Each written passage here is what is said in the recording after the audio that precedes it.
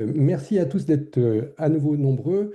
La semaine dernière, on avait eu une première séance consacrée à l'intelligence artificielle avec Jean-Paul Krivine. Et bien, aujourd'hui, nous allons avoir une deuxième séance consacrée à l'intelligence artificielle. Ça sera le dernier webinaire de cette saison, mais la petite équipe qui s'occupe des webinaires travaille déjà d'arrache-pied à la saison prochaine, qui j'espère sera tout à fait passionnante également. Aujourd'hui, intelligence artificielle, quelle empreinte écologique? Et avec nous, Pierre Bessac. Bonjour Pierre, Bonjour tout le monde. merci d'être là et merci d'animer cette conférence. Alors, si tu le veux bien, je vais en quelques mots te présenter pour ceux qui peut-être ne te connaissent pas. Alors, tu es ingénieur en informatique et en électronique, tu as fait Supélec.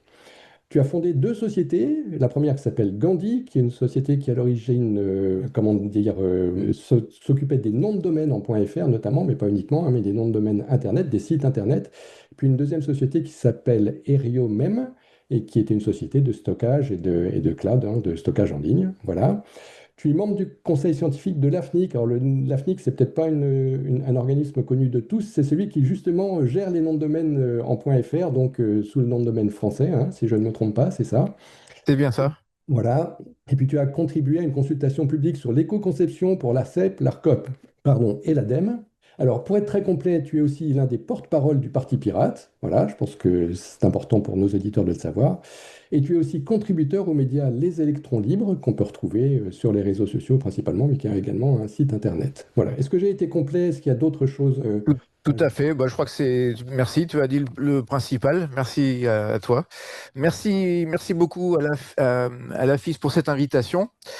Donc, je vais vous parler de l'empreinte écologique ou environnementale de l'intelligence artificielle.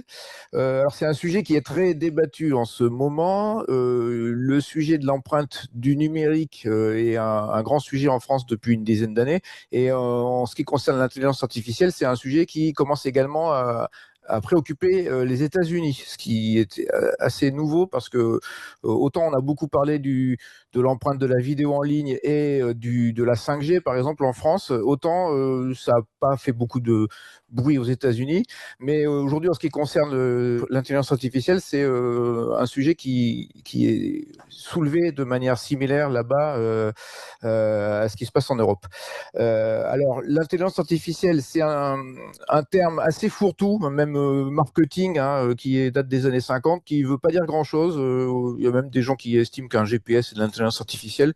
J'ai vu ça dans un rapport récent, dans une préface. Bref, l'intelligence artificielle dont je vais parler aujourd'hui, ça va surtout être les LLM, donc les grands modèles de langage, et ce qu'on appelle l'apprentissage profond, c'est-à-dire tout ce qui relève des intelligences artificielles les plus consommatrices de données aujourd'hui et qui ont le vent en poupe depuis notamment l'émergence de ChatGPT en novembre 2022 qui a fait découvrir ça par le grand public.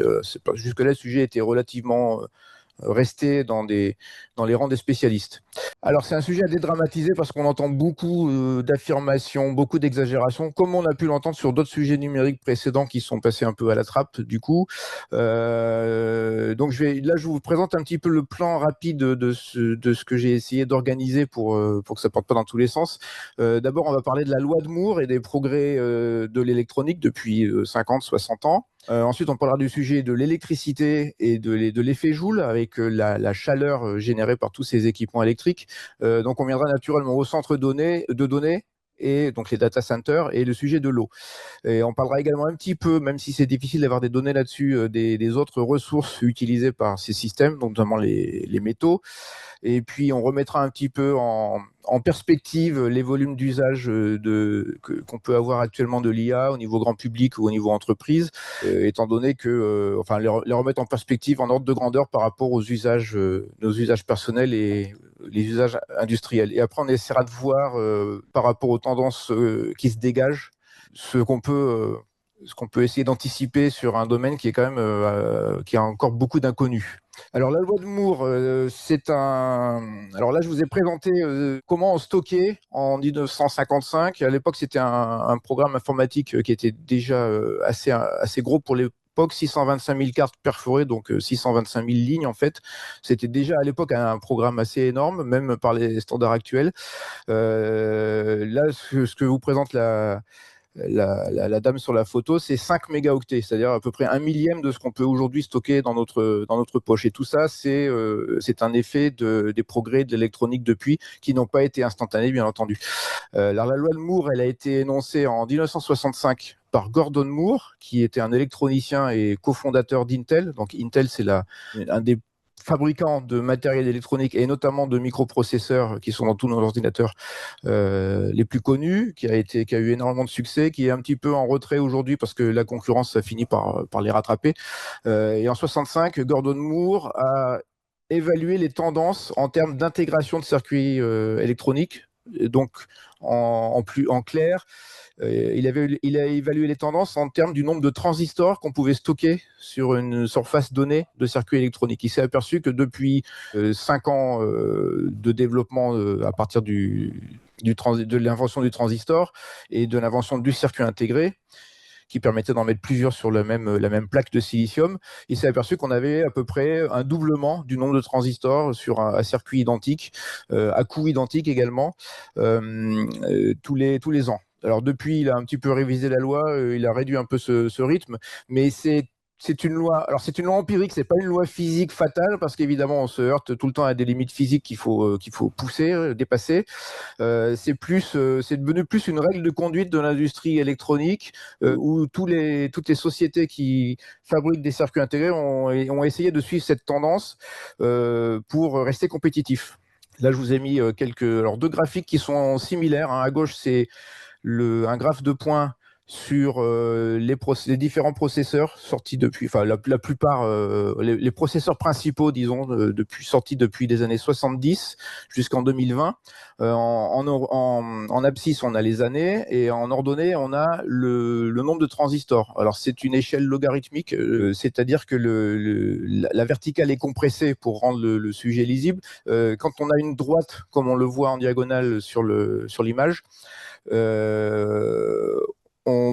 ça correspond tout simplement à une exponentielle. Sur un schéma classique, ça serait une exponentielle. Donc c'est vraiment, littéralement, on peut parler là de développement exponentiel. À droite, c'est à peu près la même chose. La ligne, le nuage de points jaunes correspond aux transistors sur les circuits. On voit qu'on est passé de quelques dizaines ou centaines de transistors dans les années 70 à des milliards. Aujourd'hui, on a des processeurs qui ont 50 milliards de transistors. Donc évidemment, les problématiques d'architecture électronique et d'algorithmes derrière et d'optimisation donnent lieu à des problématiques totalement différentes. Ce qu'on voit aussi sur la courbe verte à droite, c'est que les fréquences de fonctionnement stagne depuis environ une quinzaine d'années. C'est-à-dire que la fréquence de fonctionnement, c'est ce qui permet à votre circuit de calculer plus ou moins vite, notamment pour des circuits numériques. Depuis une quinzaine d'années, on a des stagnations aux alentours de 2-3 GHz. Jusque-là, à circuit identique, si on multipliait la fréquence par 2, dans la mesure des capacités du circuit, on doublait les performances, avec peut-être un peu plus de consommation électrique. Depuis les années 2000 et quelques, on ne sait plus faire ça marche plus aussi bien. On a commencé à atteindre des limites physiques, ce qui fait que pour compenser ça, les fabricants ont commencé à multiplier le nombre de cœurs, donc le nombre de processeurs élémentaires qu'on met dans une puce. Aujourd'hui, les ordinateurs grand public que vous achetez contiennent 2, 4, 8, 16 cœurs, ce qui était pas le cas autrefois. Donc ça permet de compenser les limites de vitesse de fonctionnement, mais en contrepartie, ça veut dire qu'il faut aussi complètement repenser la façon de programmer ces systèmes-là. Alors, c'est pas la seule tendance. La loi de Moore, c'est pas la seule tendance en amélioration électronique. Il y a aussi une tendance à la spécialisation des systèmes électroniques, c'est-à-dire que au départ, on va utiliser des processeurs généralistes pour programmer un nouvel algorithme. C'est très souple parce qu'on peut écrire la plupart des algorithmes de cette façon, mais c'est également lourd parce qu'on va solliciter un système relativement complexe, puisqu'il est généraliste justement. Donc ce qui se passe, c'est que pour des fonctions qui ont besoin soit d'une très grande rapidité, soit d'une très grande quantité de calcul, on va faire des circuits plus spécialisés. Alors là, je vous ai mis ça, je vais passer dessus en vitesse, mais les circuits les plus connus, ça va être les circuits pour la vidéo, parce que la vidéo elle est assez gourmande en calcul.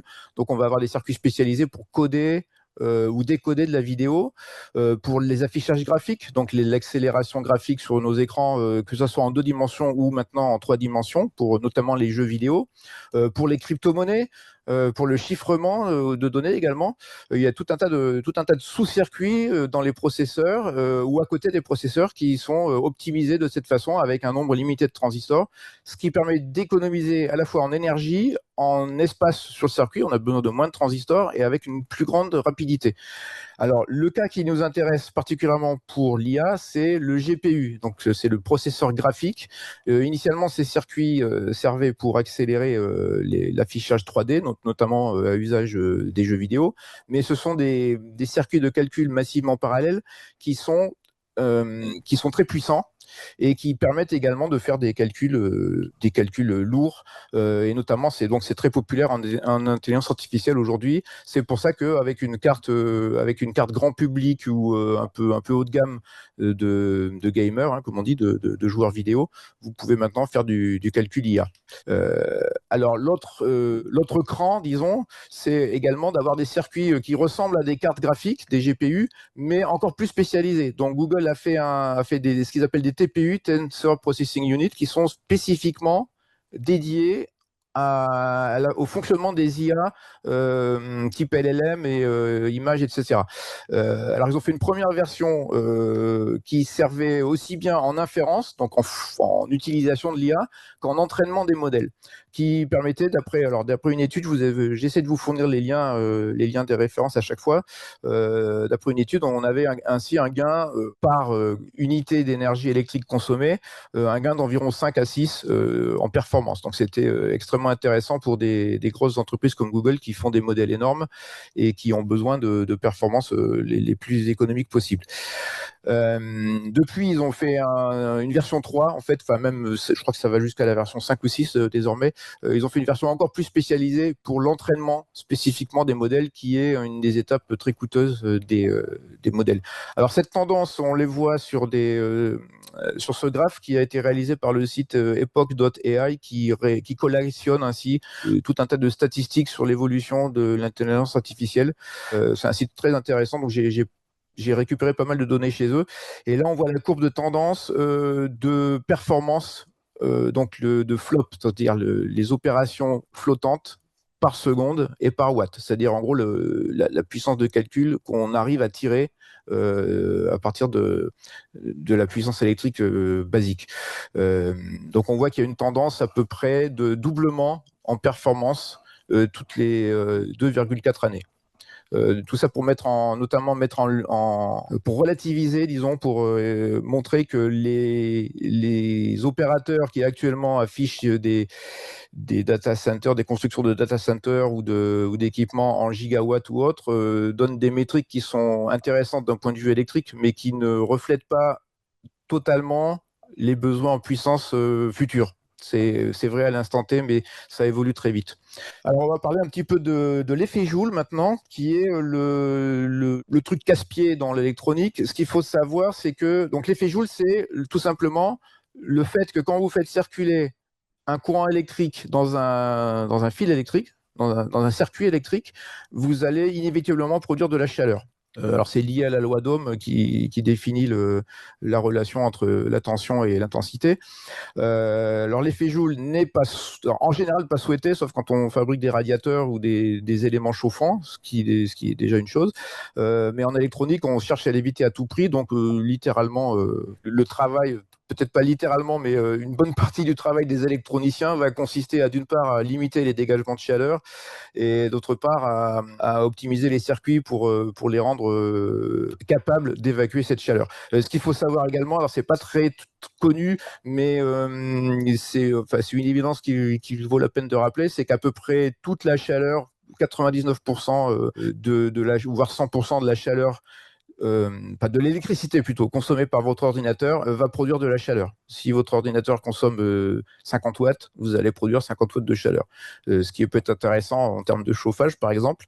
Mais il n'y a pas d'autre énergie qui disparaît, éventuellement par rayonnement électromagnétique, mais c'est aussi une forme de chaleur. Alors, une façon d'appréhender ça de manière naturelle, c'est de voir la différence entre les ampoules à incandescence classiques et qui consommait par exemple 60 watts, une ampoule standard c'était 60 watts, sur laquelle on se brûlait lorsqu'on posait la main, et les ampoules à LED d'aujourd'hui qui consomment 10 fois moins et qui sont à peine tièdes. Donc voilà, ça c'est directement l'effet Joule et l'effet de la dissipation énergétique due à un courant électrique. Alors là-dessus, ça nous amène naturellement à qu'est-ce qu'un centre de données.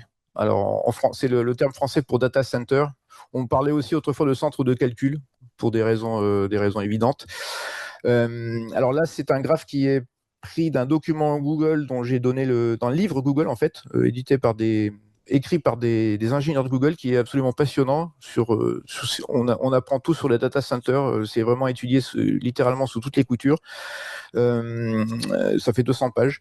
Là, on vous présente un schéma simplifié de ce qu'est un data center. Vous voyez au milieu la partie utile, c'est-à-dire les racks en verre. Ce sont des armoires qui contiennent du matériel informatique. Donc, ils vont être organisés en rangées. On appelle ça ce sont des racks 19 pouces. C'est le format standard de l'industrie informatique, dans lequel on met des unités, donc des serveurs, des différents éléments qui peuvent faire une unité, 2 unités, 4 unités. Les unités, c'est l'unité de hauteur. On a des racks qui peuvent contenir 42 unités, 48 unités. C'est à peu près les formats standards, suivant leur hauteur. Et là-dedans, on va mettre le matériel réseau, les serveurs, les disques, etc., tout ce dont on a besoin. Alors, donc, ces serveurs, on va les alimenter à droite, la partie rouge, par une connexion au réseau électrique de forte puissance en général. Donc, il va falloir des pylônes électriques, des lignes électriques, des transformateurs.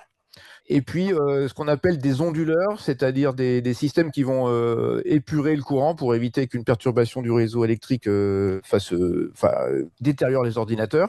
Et également des batteries qui vont permettre aussi de lisser les éventuelles coupures de courant qui seraient mauvaises pour l'électronique, au sens où ça fait planter les serveurs. Donc, ça permet d'avoir un courant sécurisé. Ce qu'on met également là-dedans, ce sont des générateurs. C'est-à-dire en gros des machines diesel, ça va être des gros moteurs type moteur de camion, qui vont pouvoir être démarrés en quelques dizaines de secondes en cas de coupure générale du courant, pour là encore avoir une continuité d'alimentation électrique. Alors, c'est pas non plus on fait ça pas uniquement pour avoir une continuité de service, parce qu'on pourrait très bien dire qu'en cas de panne de courant, tout s'arrête. C'est également aussi pour éviter d'endommager les équipements électroniques qui peuvent être littéralement mis en panne par une coupure de courant, en fait, par un redémarrage du courant, parce que ça provoque des surintensités néfastes pour l'électronique. Et puis la partie bleue, évidemment, ça va être pour dissiper les effets de l'effet Joule, c'est-à-dire la chaleur. Alors, il y a tout un tas de procédés pour ça. Là, il y en a un qui est donné en exemple, mais il y a tout un tas de procédés différents, plus ou moins efficaces en termes d'électricité, en termes de consommation d'eau, en termes de rejet d'air chaud. Je ne rentrerai pas dans les détails parce que c'est une science en soi. Alors, ces data centers, ce qu'il faut voir, c'est qu'il y en a différents types. On estime, en termes de consommation électrique, on estime aujourd'hui que l'IA représente à peu près 25 à 35% de la consommation électrique des data centers. C'est en croissance probablement. Mais aujourd'hui on parle de data center comme si tous les data centers, comme si c'était monopolisé par l'IA, mais c'est pas vraiment le cas. Tous nos services numériques, évidemment, fonctionnent sur des data centers, ou quasiment tous. Ce qui se passe également, c'est qu'on peut avoir des data centers privés, donc détenus par un seul acteur, que ce soit des grosses boîtes états-uniennes type Google, ou des acteurs privés, par exemple pour le calcul pour la défense, Météo France, ou des organismes de ce type-là. Et on a aussi des data centers en colocation, où là c'est une activité commerciale complètement différente. Vous allez avoir un opérateur de data center qui va vous louer un petit espace, un rack, 2 racks, ou même un morceau de rack seulement, et dans laquelle on peut avoir des acteurs comme vous et moi, ou pratiquement des particuliers, en fait. Quand vous louez une box dédiée chez un hébergeur français, vous allez avoir votre petit bout de data center à vous. donc voilà. Et un autre usage du data center, c'est aussi de mutualiser la connectivité réseau. Donc vous allez avoir des opérateurs qui vont amener des opérateurs télécom ou fibre qui vont apporter leur fibre au data center, et les clients du data center ou l'entité privée du data center va pouvoir choisir son fournisseur préféré par branchement en interne au sein du local. Euh, voilà, alors là c'est un exemple, une photo du livre dont je viens de vous parler, qui montre une rangée d'équipements et de racks chez Google. Là tout est très homogène évidemment, on est chez un data center détenu par une seule entité. Il n'y a il y a pas de serrure. Les racks dans les data centers partagés ont évidemment des serrures pour éviter que tel ou tel occupant aille fouiner chez tel ou tel autre occupant. Ici, c'est pas nécessaire, évidemment. Là, ce sont les équipements qu'on met dans les racks. Alors à gauche, c'est un serveur, c'est-à-dire en fait ce qui va donner l'accès au réseau et potentiellement réaliser des calculs classiques. À droite, c'est un rack de stockage, donc un rack de disques durs ou électronique. Et au milieu, c'est un des TPU, donc un des calculateurs IA de Google, on voit sur celui-ci, alors les petits carrés de couleur cuivre sont en cuivre, et ce sont des petites plaques pour récupérer la chaleur, et les tuyaux servent à faire circuler un liquide refroidissant qui peut être de l'eau ou autre chose pour évacuer plus efficacement cette chaleur qu'avec de l'air. Là, ce sont des photos des équipements en vogue actuellement. Alors, ils avaient déjà dépassé pour deux d'entre eux, le H100 et le H200. C'était les cartes Nvidia qui étaient le top du top il y a un an ou deux, qui ont éclipsé les précédentes qui s'appelaient les A100. Aujourd'hui, un des produits phares de Google, mais je suis même pas sûr, de Google, de Nvidia, je suis même pas sûr que ce soit le tout dernier, c'est le Blackwell GB200 qui éventuellement est vendu sous forme d'armoire complète pour la modique somme de 3 millions d'euros. Voilà, tout ça c'est très onéreux parce qu'il y a une grosse valeur ajoutée dessus. Alors petit retour sur les puissances électriques, parce que souvent il y a des confusions là-dessus. On a le watt qui est l'unité de puissance, c'est-à-dire c'est un débit d'énergie, c'est comme un débit d'eau, littéralement, quasi littéralement, ou comme une vitesse quand vous êtes en voiture. Et le wattheure, c'est l'accumulation c'est la quantité en fait, c'est la quantité d'énergie. Donc ça va être équivalent à une quantité d'eau ou une distance parcourue. 100 wattheures, donc les wattheures, c'est des watts multipliés par des heures. 100 wattheures, c'est 1 watt pendant 100 heures ou 100 watts pendant une heure, etc. Et c'est ce qui va vous être facturé par le fournisseur d'énergie. Donc c'est ça qui compte au final. Alors évidemment, bien entendu, plus vous consommez en puissance et plus vous allez faire monter le compteur de manière rapide. On voit également parfois apparaître le watt divisé par heure, le watt par heure, qui ne veut pas dire grand-chose en pratique, sauf dans des cas très particuliers. Et c'est plutôt un indice que votre interlocuteur a des problèmes sur les unités d'énergie et de puissance. Donc méfiance dans ce cas-là. Alors les data centers, on évalue leur efficacité avec deux métriques principales. D'une part, le PUE, donc c'est le Power Usage Effectiveness, c'est le rapport entre l'énergie totale consommée et l'énergie utile aux équipements informatiques.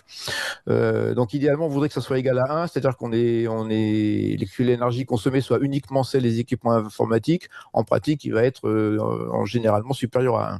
On a également défini depuis peu le WUE, le Water Usage Effectiveness, qui qui mesure la quantité d'eau consommée. On verra un peu plus tard ce qu'on entend par quantité d'eau consommée, parce que là-dessus aussi il peut y avoir du flou, divisé par le nombre de kilowattheures utilisés pour les équipements informatiques. Alors le refroidissement, je vais passer très rapidement là-dessus parce que j'ai déjà dit le principal. On a eu différentes générations de refroidissement suivant les besoins en évacuation de chaleur. En haut à gauche, vous avez un dissipateur thermique qui, dans le jargon d'électronicien, est appelé aussi un radiateur. Donc là, c'est un dissipateur passif, c'est-à-dire qu'il se refroidit dans l'air ambiant, mais sans circulation forcée. Donc c'est à des capacités assez limitées. Quand on a plus de besoins, on met un ventilateur dessus, donc c'est l'équipement qui est au milieu. Là, ça s'appelle un ventirad, c'est ce qu'on met dans les PC grand public. À droite, on a un morceau de data center avec une séparation allée chaude, allée froide. Donc on fait rentrer l'air froid d'un côté et on sépare bien la circulation de manière à ce qu'on n'ait pas de mélange entre le chaud et le froid qui permettrait donc qui provoquerait des pertes d'efficacité en refroidissement. En bas à gauche, vous avez ce qui est utilisé par pour du PC grand public. Hein, c'est un système de circulation d'eau pour refroidissement par eau. C'est très populaire chez les gamers notamment. Et en bas à droite, vous avez ce que je viens de vous montrer, le TPU Google avec son refroidissement par eau. Alors les opérateurs, certains opérateurs de data center français sont assez transparents. Ici, ce sont des courbes. Je vous ai donné l'adresse pour voir ça en temps réel. Hein. On peut voir ça littéralement en temps réel sur un des data centers de Opcore, qui est la filiale de Lisa Vianiel qui s'occupe des data centers de la société Free, la Iliad. Donc on voit que le PUE n'est pas mauvais, il est aux alentours de 1,19, 1,2. Donc c'est plutôt pas mal. On voit également la capacité électrique du data center. Là, on était sur une consommation de 5 mégawatts à peu près. Donc, c'est pas un très gros data center. Enfin, ça a pu être un gros data center aujourd'hui par rapport aux quantités, aux puissances qu'on installe, ça devient presque petit. La courbe orange montre La courbe orange à droite montre la consommation électrique sur une durée d'un an. On voit que globalement, c'est en légère croissance, mais c'est à peu près stable. La consommation d'un data center, c'est une consommation à peu près continue en général. Alors, on voit aussi le WUE. Par contre, je ne sais pas quelle est l'unité exacte considérée. Ce serait à creuser. Alors Google se vante d'avoir d'excellents PIE. Ça vient également du livre dont je vous parlais. Donc des PIE de 1,09 lycée. On voit qu'il y a un changement, une différence saisonnière, puisqu'en été, avec la température extérieure plus élevée, c'est plus coûteux d'évacuer la chaleur, parce que c'est moins naturel, disons, il faut du refroidissement plus forcé. Alors l'autre tendance qu'on nous annonce comme résolvant plein de soucis, c'est le data center dans l'espace. Comment ça se passerait?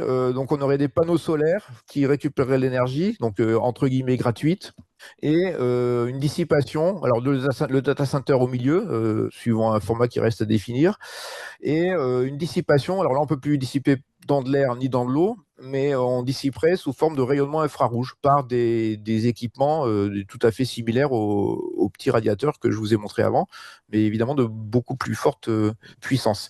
Alors c'est vanté comme étant permettant de résoudre tous les problèmes administratifs, de défiance des riverains, les problèmes de foncier, etc., les problèmes d'énergie aussi, qui là-haut n'est pas dépendante d'un fournisseur de réseau électrique. Mais il y a beaucoup d'inconnus là-dessus, notamment on ne peut pas envoyer comme ça une camionnette de maintenance tous les jours pour aller réparer les systèmes défectueux. Donc il y a une grosse inconnue sur la maintenance notamment, et également sur les coûts, puisque mettre en orbite 1 kg d'équipement, ça représente un coût d'environ aujourd'hui 10 000 dollars. Donc c'est vraiment pas simple. Et personnellement, je suis assez sceptique à court terme sur l'utilité, enfin la viabilité de ce genre de système. Il est probable qu'il y aura des preuves de concept, mais est-ce que ça va vraiment donner les résultats à espérer? On peut être encore assez sceptique là-dessus, notamment en raison des questions de maintenance, surtout sur des équipements qui ont une obsolescence technologique assez rapide. Alors, la part d'électricité utilisée par les data centers, évidemment, par rapport à la consommation locale du pays, générale du pays, évidemment, c'est aux États-Unis, de par la présence des Meta, Facebook, Meta, Google, Microsoft et compagnie, avec leur plus gros data center historique. C'est aux États-Unis que la proportion est la plus grande. Ça représente environ 5% de la consommation électrique nationale. En Europe, on est plus bas, dans les environ 1,6% en moyenne. En France, on doit être dans ces eaux-là, peut-être un petit peu au-dessus. C'est à peu près similaire à la moyenne mondiale. Alors la situation en Union européenne est assez contrastée, parce que notamment en Irlande, qui héberge pas mal de data centers des grosses boîtes américaines pour des raisons fiscales et juridiques. En Irlande, la quantité atteint 20%. Les data centers consomment 20% de l'électricité nationale, et c'est aussi amplifié par le fait que l'Irlande est un pays relativement peu peuplé. Donc forcément, la consommation électrique de la population est assez faible. Sinon, il y a pas mal de data centers en Chine, comme on peut le supposer, en Asie, et c'est à peu près tout. Dans le reste du monde, c'est beaucoup plus réduit. Epoch.ai a également évalué la quantité d'équipements, donc les cartes graphiques, hein, les TPU type Google, la quantité d'équipements qui a été commandée. Ça ne veut pas forcément dire qu'ils sont installés, comme on va le voir, mais on voit qu'il y a quand même une demande, enfin une livraison exponentielle de ce genre d'équipement, et on verra un peu plus loin que ça pose quelques problèmes actuellement. Les calculs d'entraînement. Alors, ce qui se passe aujourd'hui, la tendance aujourd'hui, c'est qu'il existe des modèles qu'on appelle les modèles frontières, qui sont les plus gros modèles, les plus puissants, donc ils réclament le plus de ressources, aussi bien en fonctionnement, en inférence, qu'en entraînement. La tendance n'a pas l'air de faiblir, c'est-à-dire que c'est très américain, hein, on va faire le plus gros possible, le plus grand possible, le plus puissant possible. Donc on balance un petit peu au hasard en fait de la capacité de calcul là-dessus et on regarde les résultats. Pour l'instant, il semble que on ait une croissance des résultats en rapport avec la croissance de la taille des modèles. Donc on a des modèles de plus en plus intelligents. On ne sait pas combien de temps ça va durer. Il est possible que ça finisse par plafonner. En tout cas, c'est la tendance chez les boîtes d'IA les plus grandes et les plus concurrentielles. Mais c'est pas forcément. Enfin, c'est un peu l'arbre qui cache la forêt au sens où ça ne représente pas une proportion même majoritaire. C'est moins de 50% de la consommation énergétique de l'IA. On a beaucoup de modèles beaucoup plus frugaux et qui ont déjà leur utilité et qu'on peut faire fonctionner à moindre coût. Donc, à voir si la tendance va se poursuivre. Donc là, ce que montre la courbe de tendance, c'est qu'on a un grossissement par 4,4 par an, ce qui est assez colossal. Donc c'est même au-delà de la loi de Moore, hein, des quantités de calcul pour l'entraînement de ces très gros modèles, et qu'on va arriver à 10 puissance 25 flop, c'est-à-dire flop, c'est les opérations au calcul flottant. 10 puissance 25, et Grok 4 était proche des 10 puissance 27. Donc c'est une quantité de calcul absolument faramineuse. Alors ici, je vais passer rapidement, c'est extrait du rapport ARCEP. Alors l'ARCEP, je vais les citer encore un peu, pas mal dans ce qui suit. L'ARCEP, c'est l'autorité de régulation des communications électroniques et des postes qui, évidemment, s'intéresse de très près au data center et à l'évolution de l'IA en la matière. Alors là, ça vient du blog de Anna Ricci, qui est une des cofondatrices de Our World in Data, qui est un site très connu qui collationne des informations sur le décarbonation de la société, en fait, et qui a fait un papier spécial sur l'IA. À gauche, on a ce qu'on connaît, ce qu'on a pu récupérer de la consommation électrique mondiale des data centers. Donc, c'est une quantité d'énergie d'à peu près 500 TWh, un petit peu moins, ce qui est à peu de choses près la consommation totale d'électricité en France. Donc c'est pas négligeable. Là-dedans, la partie orange, c'est ce qui correspond à ce qu'on estime des centres d'IA, donc à peu près un tiers du total. Alors la prospective estime qu'on aura doublé tout ça d'ici 5 ans. C'est sous réserve parce que c'est sujet à des extrapolations et des annonces faramineuses qui ne seront pas forcément suivies d'effets aussi vite. On y reviendra. Alors pour la même raison, ici c'est toujours Epoch.ai qui c'est un graphe des data centers les plus puissants aujourd'hui en service, donc qu'ils ont identifié comme déjà installés en termes de puissance. Alors on voit que dans les années 2000, on avait des très gros data centers qui tournaient autour de 100 mégawatts. Et puis à partir de 2022-2023, ça a commencé à croître à toute allure. Et là, on est en plein dedans avec les annonces suite au développement international de l'IA. Alors, Epoch.ai estime qu'actuellement, le plus gros data center est aux alentours de 1100 mégawatts. 1100 mégawatts, c'est, pour situer, c'est à peu près la production d'un réacteur nucléaire ancienne génération, hein. Enfin, les gros réacteurs nucléaires français étaient dans ces eaux-là. Donc c'est assez considérable. Il y a pas consensus là-dessus au sens où les chiffres sont difficiles à vérifier. On va voir pourquoi. Alors On a des gens qui à la radio annoncent qu'on a des data centers de 10 gigawatts. Pour l'instant, personne ne connaît de data center de ce type-là. Ça serait à peu près 6 réacteurs nucléaires. Il y a eu beaucoup d'annonces de capacités faramineuses, mais qui ne sont pas vérifiables dans les faits aujourd'hui parce qu'il faut du déploiement. Alors ça devient même assez rigolo parce que là c'est toujours Epoch.ai qui analyse des photos aériennes, donc littéralement comme le font les services de renseignement, pour essayer de déterminer à quel stade en sont les constructions de ces gros data centers. Donc, ils évaluent l'état d'avancement de la construction des bâtiments, sachant qu'une fois que le bâtiment est terminé, il est difficile de savoir ce qui se passe dedans, puisque l'installation du reste, une fois que le gros œuvre est terminé, évidemment, le reste est difficile à identifier. Donc là, ils ont estimé sur un des gros data centers de Microsoft, qui est à Fairwater dans le Wisconsin, que le déploiement réel était de 442 mégawatts environ. Il y a un journaliste qui s'appelle Ed Zitron qui aime bien taper sur l'IA. C'est la deuxième URL qui est en haut, qui essaye de faire un peu d'investigation pour recouper les données et qui estime que 450 mégawatts, c'est déjà une exagération et que la réalité serait plutôt autour des 300 mégawatts. On a des grosses zones d'incertitude là-dessus, surtout sur un domaine extrêmement concurrentiel où les opérateurs n'ont pas envie de trop en dire vis-à-vis de la concurrence. Alors le rapport ARCEP s'est intéressé aux data centers en France, mais dans le périmètre ARCEP, c'est-à-dire les opérateurs qui relèvent des communications électroniques et des postes. Donc c'est qu'une petite partie, c'est à peu près, on va le voir par comparaison avec RTE, c'est à peu près la moitié des data centers français. Alors il y a une grande densité en Île-de-France, classiquement, pour des raisons bien françaises de centralisation notamment du réseau et aussi d'une bonne partie de l'activité économique. Mais il y a également beaucoup de data centers en Rhône-Alpes et dans le Nord. Il y en a également quelques-uns à Marseille pour des raisons géographiques, parce que c'est de Marseille que partent un certain nombre de liaisons internationales vers notamment l'Afrique du Nord et l'Asie. Alors actuellement, il y a plusieurs très gros data centers en construction dans les Hauts-de-France et en Île-de-France, spécifiquement dédiés à l'IA. Alors la prévision là-dessus est assez compliqué parce que la prospective se fonde souvent sur les annonces commerciales qui sont souvent gonflées et pas toujours suivies d'effets, comme chacun sait.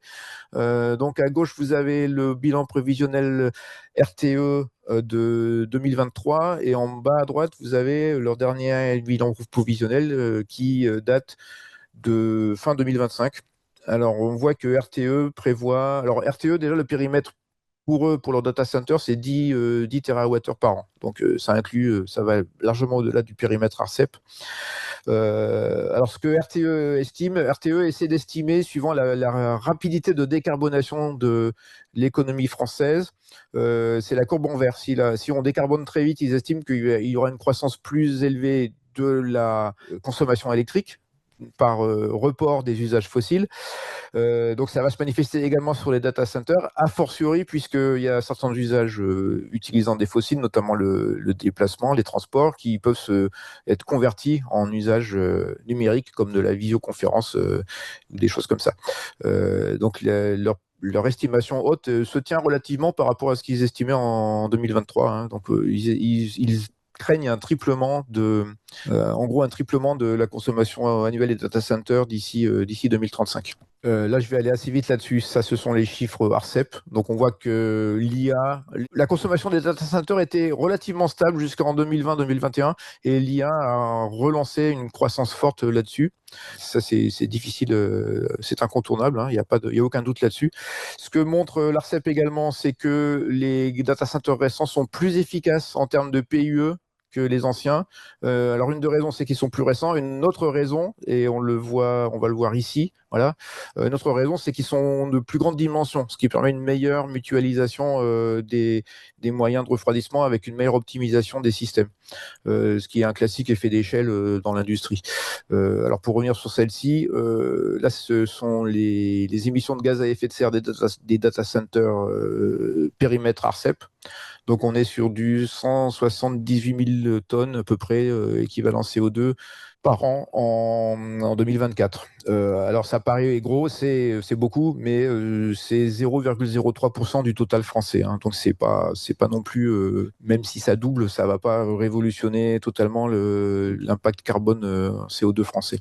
Alors le volume d'eau également prélevé par les centres de données de manière intéressante, ce qui nous permet de réfléchir sur ce qu'on entend par volume d'eau prélevé. De manière intéressante, entre 2023 et 2024, il a baissé parce que tout simplement en 2023, il y avait des data centers en construction, dont la construction s'est achevée, et le volume d'eau prélevé inclut le bâtiment, les bâtiments et travaux publics, à savoir probablement, de ce que j'ai compris, la fabrication du béton. Voilà, comme quoi c'est un peu difficile de faire la part des choses dans les volumes alloués. Alors maintenant, on va revenir justement sur l'eau. Alors ça, c'est quelque chose de particulièrement symptomatique des exagérations sur l'énergie et l'écologie autour du numérique.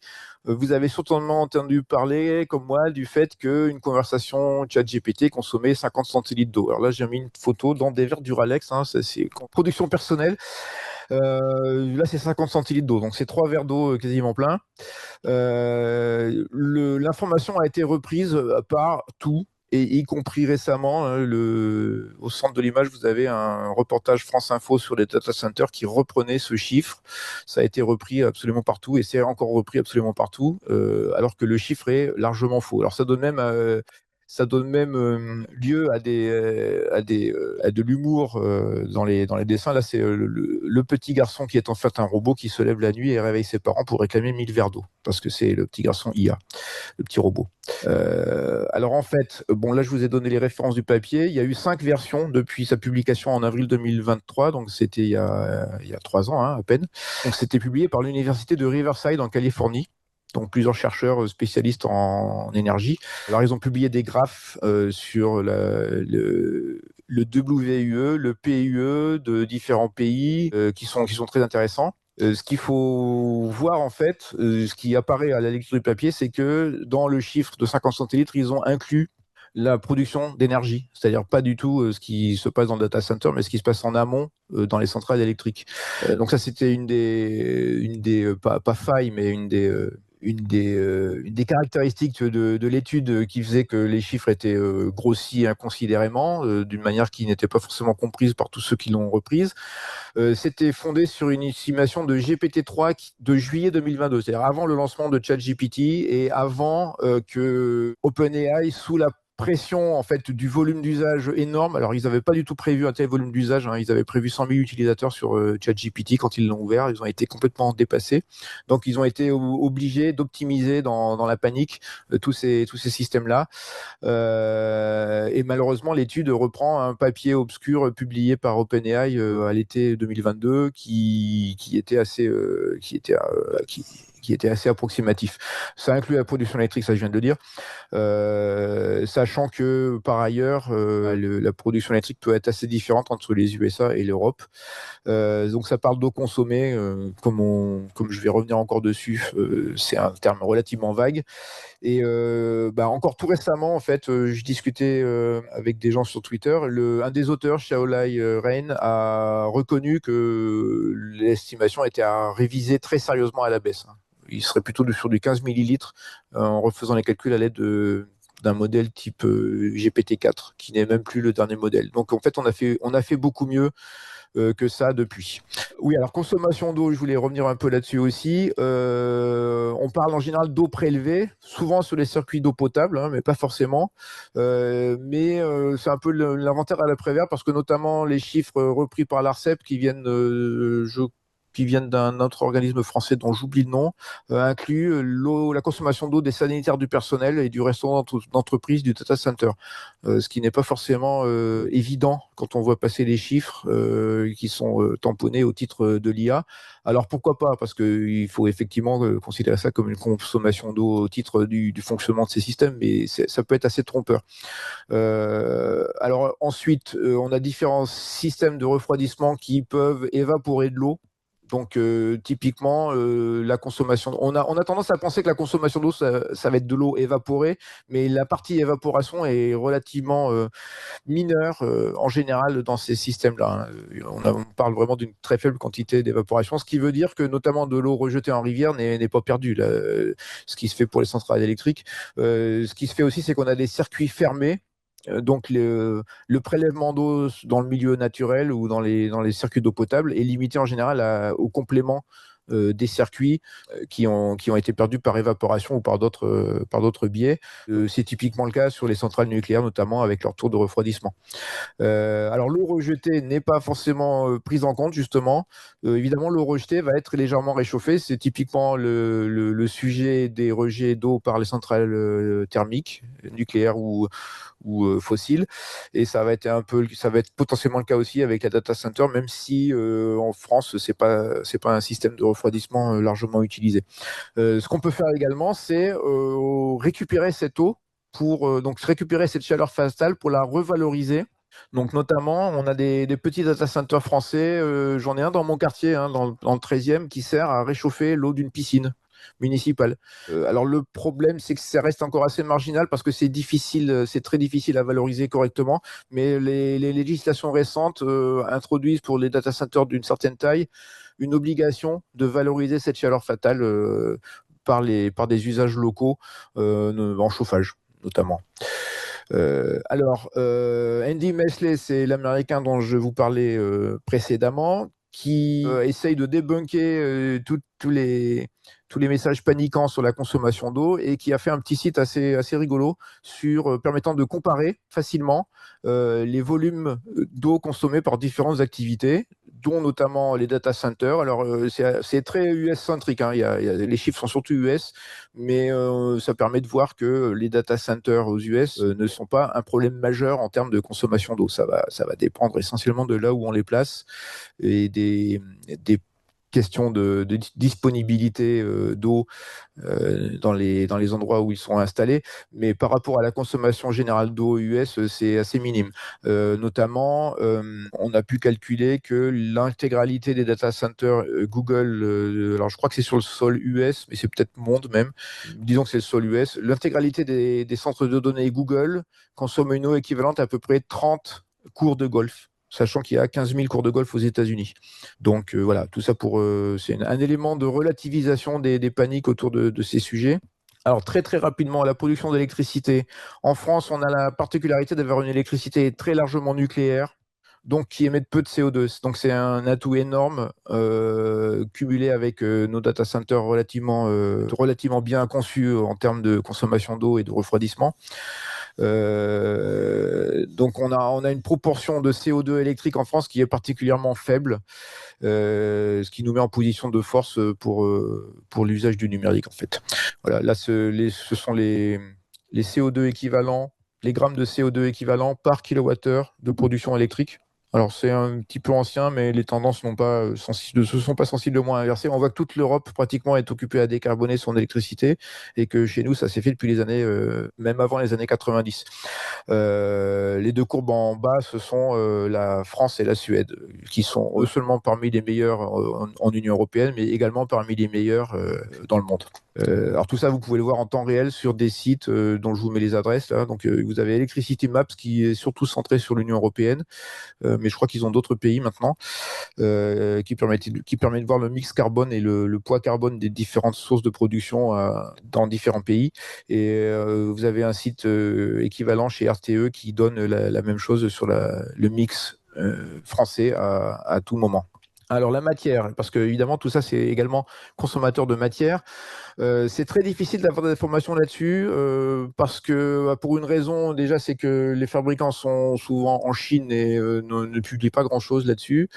Mais des chercheurs ont démonté une des cartes Nvidia phare d'il y a 2-3 ans, une carte A100. La masse de la carte c'est environ 1,5 kg. Et là-dedans, en très forte majorité, on a 1,3 kg de cuivre qui correspond au radiateur sur le circuit. Sinon, les autres métaux qui sont en quantité non négligeable sont le fer, évidemment, pour les équipements en acier, l'étain pour la soudure des composants. On a également un petit peu de plomb. En métaux rares, en métaux précieux plutôt, on a de l'or, de l'argent, du platine et du palladium qui sont cependant, alors c'est ce que dit l'étude, hein, ils sont en quantité tellement faible qu'ils n'ont pas une valeur économique, une valeur négociable très élevée. Alors donc on voit que le métal le plus important là-dedans, et ça va être également vrai en électrotechnique, pour l'alimentation électrique de tous ces systèmes, ça va être le cuivre. Voilà, alors le silicium là-dedans est également très minoritaire. Je crois que l'étude dit que la quantité de silicium dans ce système, c'est 15 grammes. Donc c'est extrêmement faible, sachant que c'est pas du tout un métal rare, hein, le silicium. Par contre, le coût de fabrication est assez, pour ces circuits extrêmement fins, le coût de fabrication peut être assez élevé. Et là, c'est difficile d'avoir des chiffres. Donc, j'ai pas réussi à trouver de chiffres au niveau monde là-dessus. Tout le monde est un peu dans le flou. Donc, le cuivre, comme je le disais, pose des problèmes au niveau, est nécessaire en grande quantité au niveau électrotechnique. Donc, vous allez en avoir dans les transformateurs, dans les onduleurs, dans une bonne partie des câbles électriques. Vous avez également de la matière utilisée par le BTP, donc pour les bâtiments, donc acier, aluminium, béton notamment. Alors là, on se retrouve dans des problématiques classiques de bâtiments, hein. Donc c'est pas spécialement spécifique à l'IA. Ça montre aussi qu'on a intérêt à faire des data centers les plus denses possibles, donc avec une forte densité énergétique pour limiter l'impact de la construction du bâtiment. D'autres problématiques qui sont difficiles à cerner pour l'instant parce qu'on commence à peine à les étudier, ce sont celles des îlots de chaleur, au même titre que la climatisation. Donc il y a une étude qui est sortie récemment aux États-Unis sur la chaleur induite par un data center dans son environnement immédiat, donc urbain, périurbain ou zone rurale, qui peut atteindre quelques degrés. Alors d'après Andy Mestley, c'est pas forcément, ce sont des problématiques qui sont similaires à toute industrie en fait. Il n'y a pas de problématiques spécifiques aux data centers de par leur intensité énergétique. Ce sont des problématiques déjà connues et qui sont partagées avec un certain nombre d'industries. Il y a également la question du stress hydrique potentiel si le data center prélève beaucoup d'eau dans son quartier. En pratique, alors il y a eu des alertes à ce titre, parce que des data centers qui avaient été installés dans des endroits potentiellement soumis à des sécheresses. En pratique, à part un ou deux cas, ça semble assez marginal. Voilà, donc il faut être vigilant sur ces sujets-là, mais il n'y a pas de cas vraiment avérés de catastrophe à ce titre-là. Alors nos usages pour les placer en vitesse en perspective, bon là en fait j'ai pas juste mis les usages, j'ai sauvagement piqué des infographies des électrons libres, qui est un média qui s'intéresse notamment à ces sujets et aux sujets écologiques en général, auquel je collabore, comme l'a dit Jean-Claude. À gauche, vous avez les usages en grand public de ChatGPT en conversationnel, hein, donc en texte, comparé à nos usages courants, donc se faire chauffer un bain, conduire une voiture électrique, recharger son téléphone. On voit qu'en fait, c'est à peine l'épaisseur du trait, c'est-à-dire que vous n'allez pas faire doubler votre consommation énergétique quotidienne par un usage immodéré de ChatGPT. Il faudrait vraiment y aller très très fort. Ce qu'on peut aussi remarquer, c'est que si vous gagnez 1 heure sur votre ordinateur en faisant 3 requêtes, enfin quelques minutes d'usage de ChatGPT, vous allez en fait avoir un impact énergétique, un gain énergétique, puisque votre ordinateur consomme beaucoup plus en 1 heure que ne le ferait ChatGPT sur votre conversation. À droite, on a une comparaison sur les coûts des entraînements, puisque là, on parle de coûts quand même assez notables. Vous avez l'entraînement de GPT-4 qui représente environ 15 kilotonnes de CO2. Alors, c'est sur le mix états-unien, il faut rappeler également, donc une électricité à peu près entre 10 et 50 fois plus carbonée que la nôtre. Hein, on est dans les 400 grammes de CO2 par kilowattheure. En France, on serait plutôt aux alentours de 5. Donc, on pourrait très bien, on a littéralement, pour des raisons écologiques, on aurait littéralement intérêt à entraîner les modèles plutôt en France. Mais même sur du mix électrique états-unien, on est quand même relativement faible par rapport à pas mal de grosses consommations, de grosses émissions de CO2, ne serait-ce que les fabrications de canettes de Coca-Cola qui requièrent beaucoup d'aluminium, ou la construction d'un paquebot de croisière. Voilà, on est quand même très en dessous. C'est comparable à la fabrication d'un jeu, des DVD d'un jeu vidéo grand public très connu qui s'appelle GTA V et qui a vendu par dizaines de millions d'exemplaires le jeu. Alors là, c'est la version un peu plus académique sur les types d'usage. Évidemment, l'usage en conversationnel, en texte, est le plus économique. Alors, c'est vrai en général en informatique. Hein, le texte consomme peu de quantité de données et peu de calculs, et beaucoup moins que l'image ou que la vidéo. Donc là, vous avez différents types d'usage, de la classification de texte jusqu'à la génération d'images. Il n'y a pas la vidéo parce que l'étude était un peu ancienne. La vidéo, évidemment, consomme encore plus. La génération de vidéo, évidemment, consomme encore plus que la génération d'images. Je vous ai également mis les références de l'étude. Alors, ce qui se passe, c'est qu'on a un facteur un peu aggravant aujourd'hui, c'est le raisonnement avec agent. Parce qu'avec un raisonnement avec agent, vous n'allez plus être devant votre chat GPT à entretenir la conversation vous-même. Vous allez avoir un agent qui va se répondre à lui-même et à qui vous allez donner une tâche et qui va travailler dessus pendant des minutes, des heures, voire des jours. Donc évidemment, ça donne lieu à des consommations beaucoup plus importantes. Un cas intermédiaire, c'est les agents, les modèles qui raisonnent. Donc vous en avez peut-être vu. Quand vous leur posez une question, avant de vous répondre, ils parlent dans leur fort intérieur tout en vous montrant leur raisonnement. Et puis donc ça peut multiplier facilement par 10 ou 20 la quantité d'énergie utilisée. On arrive presque à la fin. Donc les tendances contradictoires, il y en a. Hein. Déjà, ce qu'on peut voir, c'est que là, ce sont les performances de différents modèles. Alors, en bleu, ce sont les modèles frontières, donc les plus gros, et en rose, les modèles qu'on peut faire tourner sur du matériel, des équipements grand public, hein, nos PC, éventuellement avec une carte graphique un peu musclée. Le test, alors c'est un benchmark GPQA qui contient des questions niveau doctorant ou doctorat sur des sujets de physique, de chimie, etc. Et on évalue la capacité des modèles à y répondre. Donc, ce que montre ce graphe, c'est qu'il y a un retard d'environ 7 mois et qui a tendance à se réduire entre les modèles dernier cri, hein, l'état de l'art, et les modèles qu'on peut faire tourner à moindre coût sur nos propres équipements. Donc c'est plutôt une bonne tendance, ce qui permet d'espérer qu'on devienne de plus en plus autonome nous-mêmes dans nos usages les plus fréquents de l'IA. Alors un autre graphe qui est un petit peu perturbé aujourd'hui, c'était les coûts des différents modèles chez OpenAI. On a vu une chute de coûts incroyable en 2-3 ans. Donc le coût au token, c'est-à-dire aux jetons générés, au texte généré. Donc ça a énormément chuté. Alors maintenant, OpenAI comme les autres majeurs du secteur comme Anthropic sont en train de remonter leurs tarifs parce qu'ils n'arrivent pas à répondre à la demande. Donc, pour arriver en conclusion, on a des éléments haussiers donc qui induisent une hausse de consommation énergétique. On a des tailles de modèles en hausse. On ne sait pas jusqu'où. On ne sait pas si on arrive ou pas proche des limites possibles. On a une consommation de jetons en hausse pour les raisons que je vous ai expliquées. Et on a également une augmentation de la demande à moyen et long terme. C'est-à-dire que ce que les vendeurs disent aujourd'hui, c'est qu'ils n'arrivent pas à répondre à la demande. Il y a des réorganisations de capacité d'ailleurs entre les acteurs qui manquent de demande et qui ont réussi à s'équiper en data center, comme xAI, qui est la start-up de Musk fusionnée dans SpaceX, qui avait une surcapacité en calculateur et qui les loue maintenant à Google et à Anthropic. On a également des éléments qui incitent plutôt à l'optimisme. On a pas mal de projets retardés, revus à la baisse, abandonnés en termes de data center, en termes de commandes de matériel.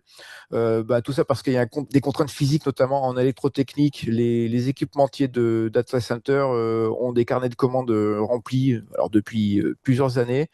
Alors il y a encore 1 an ou deux, le délai de livraison d'un gros équipement électrotechnique, c'était facilement 18 mois. Je pense qu'aujourd'hui, on est dans les 24 ou 36 mois facilement. Donc c'est compliqué pour suivre le rythme souhaité de déploiement.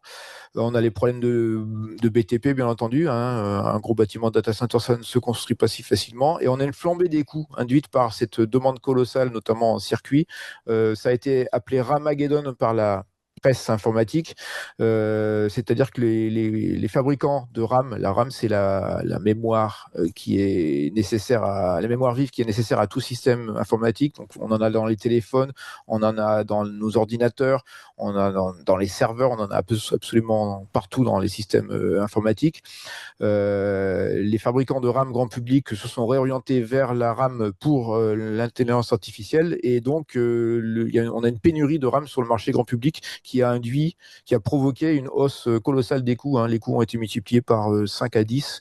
On espère que ça va se tasser parce que évidemment avec une augmentation de ces tarifs, on a une compression inévitable de la demande. Alors l'autre facteur baissier, c'est la loi de Moore, on l'a vu. Les améliorations algorithmiques, alors là, je n'ai pas donné de détails, mais il ne se passe pas une semaine sans qu'un acteur annonce avoir gagné des pourcentages en dizaines de pourcents sur telle ou telle brique du fonctionnement de ces systèmes. Ça peut être littéralement à tous les niveaux, aussi bien en entraînement qu'en inférence, en gestion des serveurs, en capacité, enfin bref, il y a des améliorations encore dans tous les sens. On a de la migration vers des modèles plus spécialisés, plus frugaux. Notamment, on a alors Jean-Paul en parlait la semaine dernière, on a le World Model de Lequin qui vise à avoir un entraînement plus instinctif des IA, un peu comme le ferait un bébé qui balancerait son assiette depuis sa chaise ou un petit chat qui fait tomber des choses d'une étagère pour appréhender le monde physique qui est devant lui. On a les modèles embarqués, donc sur téléphone notamment, qui évidemment sont contraints par les capacités réduites des téléphones, notamment en termes de batterie. Donc il y a une poussée aussi vers la réduction des tailles de modèles pour avoir une plus grande autonomie. Et puis on a des prix de jetons qui sont en hausse conjoncturelle parce que les acteurs n'arrivent pas à répondre à la demande et ont besoin aussi de financer les gros investissements en capital qu'ils ont lancés. Voilà, c'est terminé. Je vous remercie pour votre Merci écoute. Pierre. On va pouvoir passer aux questions avec Marie. Alors voilà, ici il y a déjà eu un certain nombre de questions pour que tu puisses y répondre. Moi, j'ai été surpris dans les slides. Je vais peut-être commencer pour ma part par l'augmentation de l'impact dû aux agents, qui paraît, en tout cas dans la slide que tu as montré, significatif. Voilà, comment tu mesures cet impact-là concrètement? Ou est-ce que c'est trop tôt pour le dire? Ou voilà, comment tu vois les choses sur ce sujet-là? Et puis après, Marie enchaînera sur les autres questions. Alors c'est sûr qu'il y a une augmentation du nombre de tokens consommés. C'est aussi ce qu'on appelle les effets rebonds. Alors j'aime pas tellement le mot d'effet rebond parce que c'est un terme un peu fourre-tout, un peu comme la consommation d'eau finalement. Ce qui se passe, c'est qu'il existe des domaines, notamment l'informatique, on le voit aussi en maths, où le modèle peut vérifier lui-même que ses résultats sont corrects. Donc on peut lancer le modèle avec une instruction vérifiable. Je veux que tu me prouves tel théorème ou je veux que tu me fasses tel code qui fonctionne correctement dans tel cas. Donc là, on peut lancer des agents qui vont s'escrimer jusqu'à ce qu'ils trouvent une solution. Et d'ailleurs, c'est intéressant parce qu'on peut lancer d'ailleurs des modèles de plus ou moins bonne qualité là-dessus. Et c'est pas forcément la qualité du modèle qui va faire une grosse différence. Donc ça, c'est intéressant d'ailleurs parce que ça peut pousser à utiliser des modèles plus petits, notamment Mythos, là, le gros modèle de Claude qui a été d'Anthropic, qui a été présenté comme ultra compétent en sécurité informatique. En fait, ce que Mythos a réussi à trouver en termes de failles a été reproduit avec d'autres modèles moins puissants. Donc en fait, on a une évolution. Alors effectivement, c'est un peu inquiétant au niveau agent, c'est-à-dire que ça consomme effectivement beaucoup plus de tokens et d'énergie. On va voir un petit peu ce que ça donne en termes de résultats, mais c'est aussi sans doute une des raisons pour lesquelles OpenAI et Anthropic ont décidé de changer leur modèle de facturation en remontant sensiblement leurs tarifs. Donc voilà, c'est à surveiller. Merci Pierre. Marie, les questions. Donc peut-être deux petites questions techniques pour commencer, d'explication sur des choses qui n'ont peut-être pas été totalement comprises quand ça a été mentionné. Donc celle-là, c'est un petit peu une question en marge, mais la question du watt par heure, Ah oui. où une personne s'interrogeait sur l'intérêt de cette unité finalement. Alors, je vais me référer un président de l'AFIS, François-Marie Bréon, qui est passionné de nucléaire et qui avait montré qu'il y a un cas où ça peut avoir un intérêt, c'est lorsqu'on redémarre un réacteur nucléaire. Parce qu'on n'allume pas le réacteur nucléaire pour qu'il produise à pleine puissance d'une seconde à l'autre. On a des paliers de montée en puissance. Et donc, il avait fait remarquer sur les réseaux sociaux que là, le terme de warp power avait un sens. C'est la vitesse de remontée en puissance du réacteur. D'accord.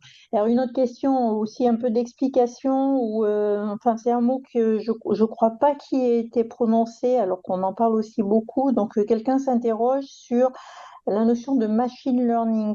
Donc quelle est la Oui. différence ou quel est le lien entre machine learning et IA? Alors, le machine learning, alors Jean-Paul en a parlé la semaine dernière, hein, il a précisé un petit peu ça. L'IA en termes d'apprentissage, c'est une partie du machine learning. Le machine learning, c'est tout un tas de technologies dans lesquelles on peut faire apprendre de différentes manières à des machines une connaissance. Donc l'IA est une catégorie particulière de machine learning, enfin l'IA au sens réseau neuronaux, j'entends, hein, c'est-à-dire voilà, le terme IA est trop vague. Donc voilà, au sens de réseau neuronaux, on est en plein dans le machine learning, mais ce n'est qu'une des catégories de machine learning. Merci. Alors, une question qui porte sur les fameux data centers dans l'espace, où vous avez été extrêmement critique par rapport à ça. Mais en fait, les data centers dans l'espace, quel impact il pourrait y avoir en termes justement de pollution par rapport à l'environnement? Eh ben, ça va être Pourquoi être si négatif justement dans ce que vous avez pu dire, alors que bon, on peut penser qu'effectivement, en termes environnementaux, ça pourrait être très intéressant. alors principalement, l'impact, ça va être le lancement de tout ça. Donc ça va nécessiter des fusées pour le lancer. Et donc avec en fait le coût du lancement au kilogramme, enfin le coût est proportionnel littéralement au kilogramme lancé. Donc c'est la problématique du lancement spatial en général. Alors je suis pas très connaisseur du sujet. Il me semble que ce sont des grosses quantités de carburant, mais comme c'est une activité relativement, comment dire, c'est pas une activité grand public, hein, tout le monde ne prend pas sa fusée pour aller lancer ses objets. Donc vu que c'est quand même quelque chose d'assez niche, il est possible que l'impact soit pas colossal, mais c'est le premier impact que je vois. L'autre impact qui est pas directement en termes de réchauffement climatique, ça va être les problèmes de déchets spatiaux et de retomber sur Terre de tous ces équipements. Alors Elon Musk a pu montrer avec notamment Starlink a montré qu'il pouvait lancer des satellites à de très bas coût. Starlink, c'était aussi un projet qui lui permettait de valoriser ce qu'il avait réalisé en termes de lanceurs. Et actuellement, alors je ne sais pas si je l'ai dit ou si c'était dans une répétition précédente, mais les acteurs qui poussent ces data centers dans l'espace sont essentiellement des entreprises qui font du lancement spatial, hein, donc ça leur permet de générer du business pour leur activité. Donc voilà, l'image que je vous ai mise venait de Thales Alenia, qui a réalisé une étude sur la question pour l'Union européenne. Alors, la conclusion de l'étude, le rapport n'a pas été publié, mais l'une des conclusions qui a été publiée, c'est que il faudrait quand même, pour que ça soit viable économiquement, donc là effectivement on parle plus d'environnement, hein, je dérive un peu, pour que ça soit viable économiquement, il faudrait que le coût du lancement au kilogramme soit divisé par 5 à 10, si j'ai bien suivi. Ouais. Donc on n'y est pas, à court terme on n'y est pas, et on verra. Ce qui risque de se produire, à mon avis, c'est qu'il va y avoir des preuves de concept comme peut le faire Starlink, c'est-à-dire ils vont envoyer des petits moyens de calcul dans l'espace, comme ils le font déjà pour Starlink. On rajoute quelques cartes dans un satellite Starlink, et puis voilà, on a un peu d'IA dans l'espace, mais à fort volume, je sais pas. Je suis assez sceptique, j'avoue. On verra. Peut-être que l'avenir me détrompera. D'accord. Alors, sur la question de l'impact eau de l'IA, il y a deux, trois questions spécifiques dont un participant pose la question du quid du refroidissement par l'huile, par huile. Et donc, dans quelle mesure ça pourrait être une piste et ça pourrait limiter l'impact? Alors là, j'avoue que je suis pas très compétent en thermodynamique, hein, j'ai toujours été assez mauvais. Alors ce qu'il faut voir, c'est qu'en général, les circuits de refroidissement par fluide sont des circuits fermés. Donc lui, il est peut-être plus efficace que. Donc on a les liquides calopanteurs qui ne sont pas forcément l'eau. Là, je connais pas les autres. Il y a aussi de l'eau avec du glycol et pour des raisons d'entartrage des circuits d'eau. Il y a tout un tas de mixtures diverses. Il y a peut-être un travail à faire là-dessus. Je ne sais pas. Je sais pas si ça changerait grand-chose en termes d'efficacité énergétique. Peut-être que ça peut permettre une circulation de fluide qui soit moins coûteuse énergétiquement. Je ne sais pas. J'avoue. J'ose ma langue au chat. D'accord. Et alors sur l'eau de refroidissement, justement, une personne s'est interrogée sur finalement en quoi il y a véritablement un problème avec l'eau de refroidissement, peut-être à ce point-là, puisque c'est une eau qui n'est pas perdue. Donc j'imagine c'est plus par rapport justement au réchauffement. Alors, il y a deux choses en fait. Alors, pour un data center en général, on va pas avoir d'eau en circuit libre, en tout cas dans les data centers en France ou en Europe. Voilà, cela dit, maintenant, on envisage des data centers dans des zones maritimes, hein, en fait, où là, il y aurait littéralement la circulation d'eau pour refroidir, hein, et plutôt dans des pays nordiques. C'est pas forcément, enfin, ça peut produire d'autres complexités. Après, c'est en partie la même problématique que les centrales électriques. C'est-à-dire que si on rejette de l'eau réchauffée, c'est pas forcément bon pour les petits poissons. On veut pas les faire bouillir. Donc il y a des réglementations assez strictes sur le sujet en matière de centrales thermiques et notamment nucléaires. Il y a des différences en degrés sur l'eau qu'on a le droit de rejeter.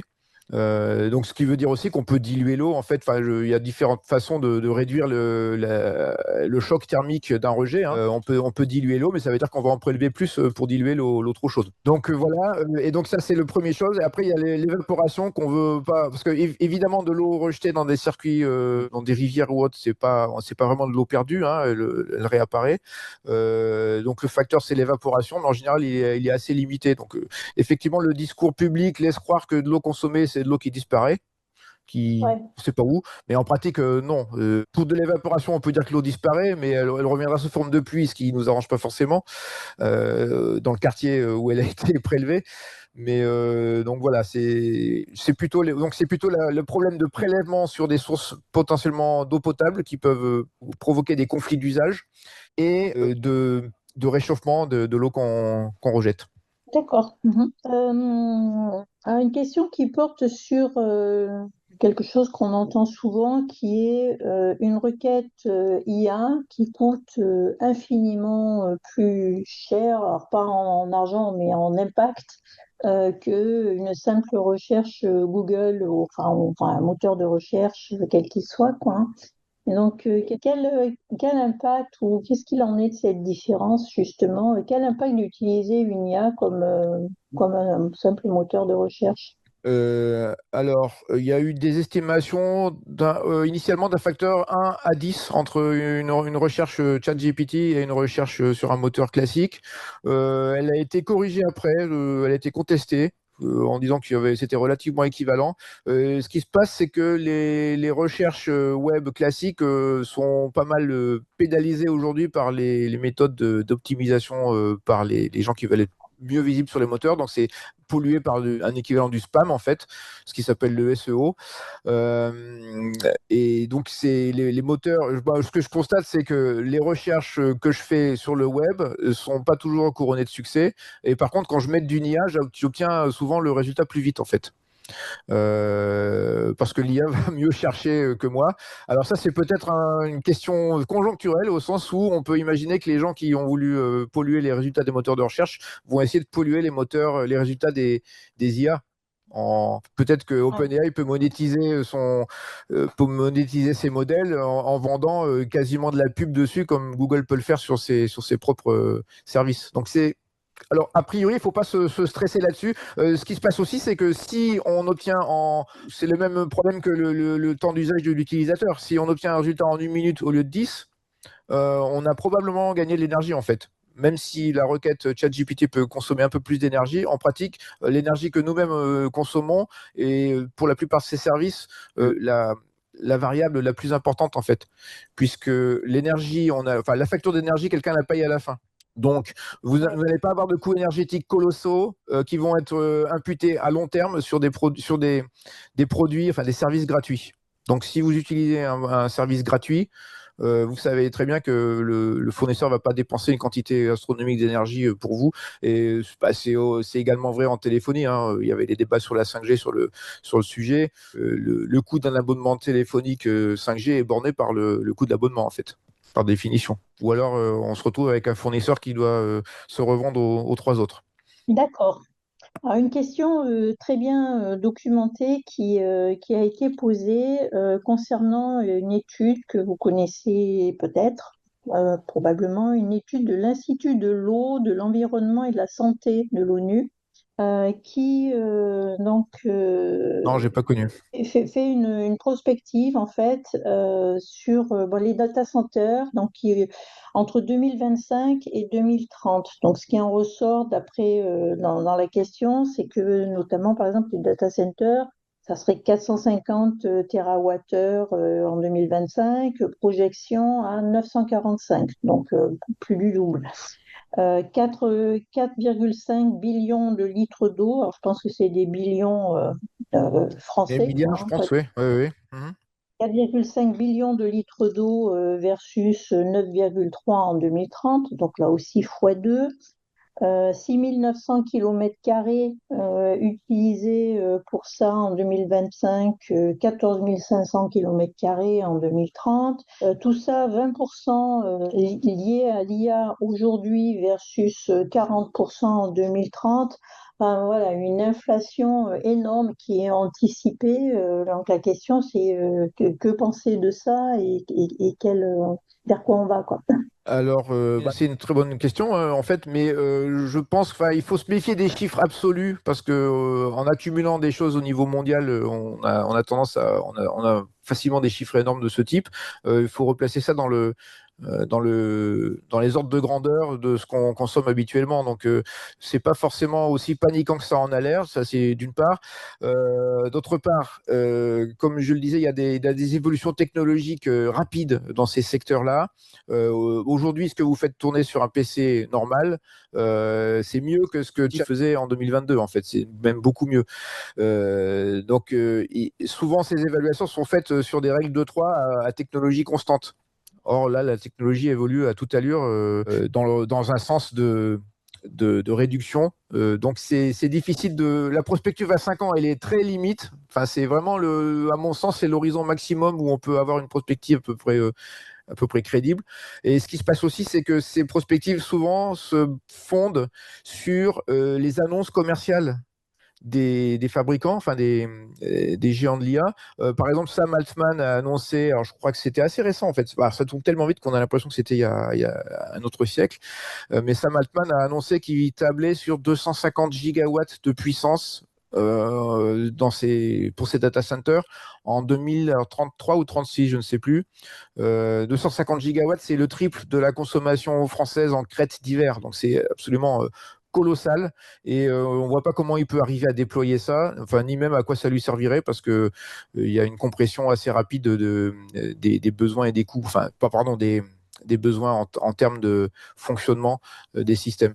Donc ça ne semble pas raisonnablement envisageable. Donc il faut se méfier, voilà, il faut se méfier des offres, des annonces colossales qui sont souvent revues à la baisse après. Donc voilà, à 5 ans. Déjà, le doublement à 5 ans, personnellement, j'ai un peu de mal à y croire, mais bon, on verra. Ça me semble déjà difficile à déployer à échéance 5 ans. D'accord. Alors, une question qui a été posée liée à l'électricité. Vous allez voir si vous considérez que c'est dans votre domaine d'expertise. Pour moi, on va un petit peu aussi sur la politique ou de l'économie, mais quel intérêt a l'électricité française en lien avec l'intelligence artificielle?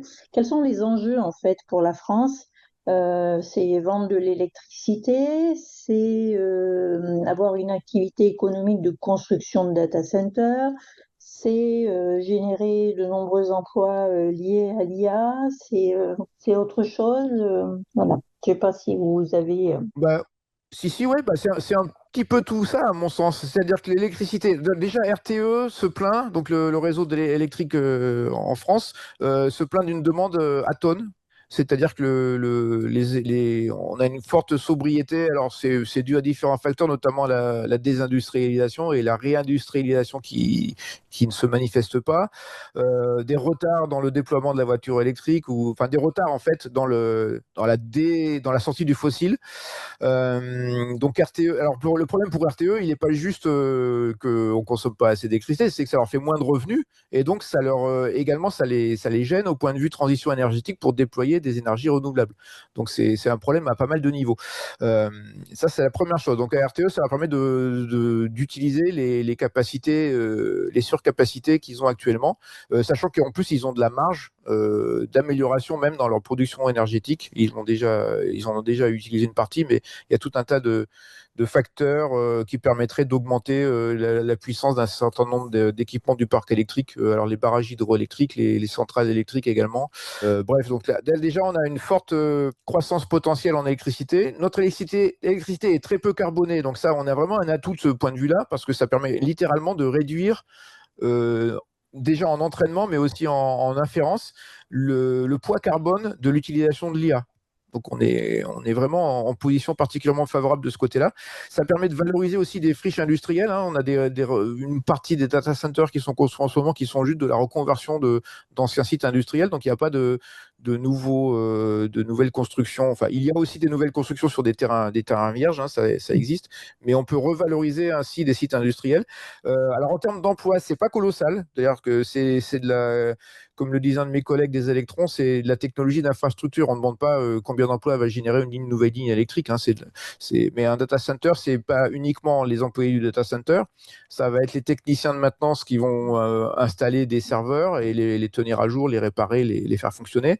Et puis il y a tout un écosystème verticalisé là-dessus en termes de sociétés qui utilisent ces moyens-là. Et le fait de les avoir localisés chez nous, c'est aussi un élément de souveraineté, parce que si on déploie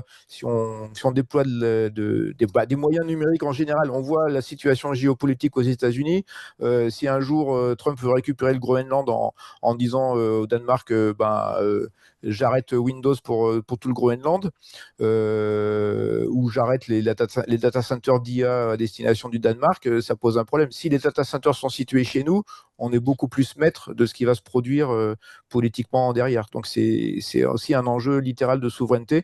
Donc il y a pas mal d'enjeux en fait, et c'est lié à notre réindustrialisation, parce que ça crée pas mal de métiers, enfin ça crée pas mal de demandes dans les métiers de l'électricité, de l'électronique et de l'électrotechnique. Oui, Ça fait du business pour Siemens, pour Siemens, pardon. Ouais, Siemens aussi certainement, mais je voulais dire Schneider. Voilà, c'est une façon de se réindustrialiser en partant du bas, si j'ose dire, sachant on est dépendant sur les fabricants de circuits électroniques, évidemment. On pourra jamais tout maîtriser de haut en bas, mais c'est quand même un élément, une brique assez importante de notre réindustrialisation sur des nouvelles technologies. Donc, une question qui porte sur l'utilisation de l'intelligence artificielle par les entreprises. Est-ce qu'on peut penser que les entreprises vont peut-être aller de plus en plus sur une IA locale ou localisée avec des modèles libres? Et est-ce qu'on peut penser que les entreprises vont aller vers ça? Et si oui, quel impact on peut imaginer? Alors, je le pense en grande partie, oui, parce que effectivement, alors déjà, il y a des raisons de confidentialité élémentaires qui ne concernent pas que le domaine de la défense, pour des questions économiques, il peut être très intéressant d'avoir d'auto-héberger ces moyens, sachant qu'on va en général effectivement utiliser des modèles moins performants probablement que l'état de l'art, que les meilleurs, mais ça peut donner des résultats suffisamment bons. Et ça permet également de mieux contrôler effectivement l'impact énergétique de ce qu'on utilise. Effectivement, on peut, par définition, si on gère ces services nous-mêmes en auto-hébergement, on peut mieux contrôler la consommation électrique des serveurs. Alors, ce qui se passera probablement, c'est peut-être un entre-deux, c'est-à-dire pas forcément de l'hébergement physique dans l'entreprise, parce qu'il faut de l'investissement en matériel, mais il existe déjà des offres sur de l'hébergement classique en fait, mais au titre de l'IA, il existe déjà des opérateurs, des hébergeurs français qui proposent du token, du modèle facturé à l'usage. Donc là, on sait que c'est sur le sol français. On a de meilleures garanties de confidentialité grâce aux législations françaises. Le Cloud Act américain qui permet à un opérateur états-unien d'aller fouiner dans les données d'entreprise ou personnelles ne s'applique plus, etc. Voilà. Donc c'est un enjeu là aussi de souveraineté et de maîtrise de nos consommations énergétiques et également de valorisation d'une infrastructure européenne ou française. D'accord.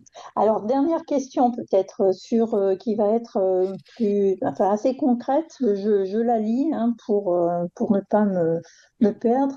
Donc, c'est Bernard qui nous dit pour le data center de Rungis, qui fait 130 mégawatts, il est prévu 65 moteurs diesel de secours de chacun 2 mégawatts, puissance d'une locomotive, alors que pour le data center de Fuju, qui fait 1200 mégawatts, il y a 600 de 2 mégawatts. Donc, oui. Alors effectivement, alors les moteurs diesel ne sont pas censés tourner beaucoup. C'est vraiment les cas de panne majeure du réseau électrique. Et en fait, j'avais vu un article dans l'Informé sur une évaluation de ces sujets-là. Il y a un problème pour l'impact carbone des data centers que je n'ai pas cité. C'est qu'il y a des obligations réglementaires de faire tourner les générateurs diesel un certain nombre d'heures par an pour vérifier leur bon fonctionnement. Donc il faut toujours faire des moments, il faut toujours les tester régulièrement pour vérifier qu'ils seront disponibles, comme on le fait dans les centrales nucléaires d'ailleurs, pour vérifier qu'ils seront en mesure de répondre en cas de besoin. Alors bon, 2 mégawatts, c'est quand même une petite locomotive. Je suis fan de ferroviaire. Un TGV, une bonne locomotive, c'est 4 mégawatts et un TGV, c'est 10 mégawatts. Mais effectivement, littéralement, il faut avoir autant de générateurs diesel que nécessaire pour répondre à la capacité. Alors sur Fuju, on a parlé de 1400 mégawatts de capacité à terme, mais je suis pas sûr on verra ce que va donner le déploiement, mais c'est le déploiement à la fin du déploiement. D'ici là, je crois que pour 2027 ou 2028, il tablait sur 250 mégawatts environ, donc c'est consistant, mais c'est quand même un ordre de grandeur légèrement plus petit. Mais donc effectivement, les générateurs diesel sont effectivement un problème et il faut au maximum limiter leur usage. Un grand merci Pierre, un grand merci Marie pour le jeu des questions. Et puis on va effectivement rester là pour cette Merci à vous pour votre accueil et votre invitation. On va s'arrêter là et puis pour les webinaires, on se retrouvera à la rentrée du coup, je pense, après l'été. Et puis nous, on va bosser sur le programme d'ici là. Et merci Pierre encore, passez une très bonne soirée. Merci d'avoir regardé cette vidéo. N'hésitez pas à la partager autour de vous et à vous abonner sur notre chaîne YouTube pour recevoir les prochaines. Nous vous rappelons également que vous pouvez retrouver le dernier numéro de la revue de l'AFIS Sciences et Pseudosciences en kiosque et sur notre boutique en ligne, ainsi qu'accéder gratuitement à tous les anciens numéros sur notre site internet afis.org et sur notre application smartphone AFIS Sciences. De plus, si vous souhaitez soutenir notre association, vous pouvez également adhérer via notamment notre site internet. Encore merci, à bientôt.